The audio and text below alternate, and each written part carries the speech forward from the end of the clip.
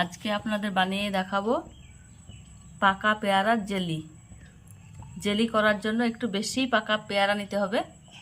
পেয়ারাগুলো এবার কেটে নেব। পেয়ারা কেটে নিয়েছি, আমার এই বাটির মাপের 1 বাটি হয়েছে। এবার সেদ্ধ করে নেব। ওই পেয়ারার বাটির মাপের 1.5 বাটি জল দিয়েছি আর 1 বাটি পেয়ারা। 15 মিনিট সেদ্ধ করে নেব ঢাকা দিয়ে। পেয়ারা সেদ্ধ হয়ে এসেছে, হালকা হাতে নাড়িয়ে নেব। পেয়ারাগুলো বেশি গলিয়ে নেব না। এবার নামিয়ে নেব, ঢেলে নেব, ছাকনার সাহায্যে ছেঁকে নেব।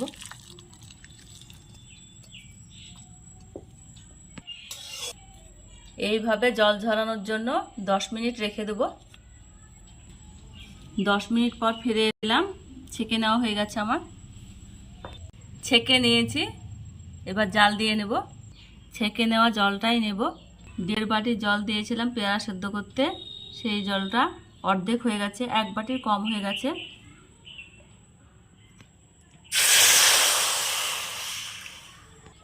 কড়াইয়ে ঢেলে দিয়েছি, এবার চিনি দিয়ে দেব। 2 চামচ চিনি দিলাম। জাল দিয়ে চিনিটা গলিয়ে নেব। কর্নফ্লাওয়ার 2 চামচ গুলে নিয়েছি। সবুজ কালারের জন্য ফুড কালার দিয়ে দেব।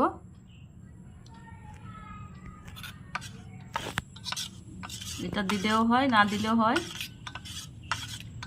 দেখতে সুন্দর লাগে পেয়ারার জেলি। সবুজ কালারটা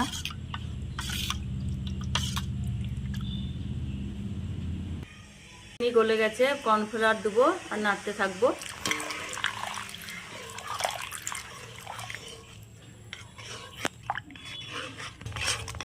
পেয়ারা রসটা জেলির আকার ধারণ করেছে,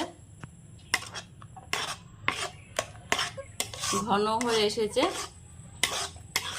জেলির মতো হয়েছে। এবার নামিয়ে নেব,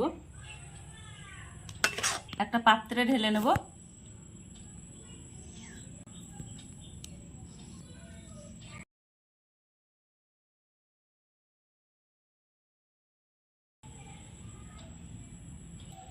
জেলি তৈরি হয়ে গেছে, কত সুন্দর হয়েছে দেখুন, কালারটাও কত সুন্দর এসেছে।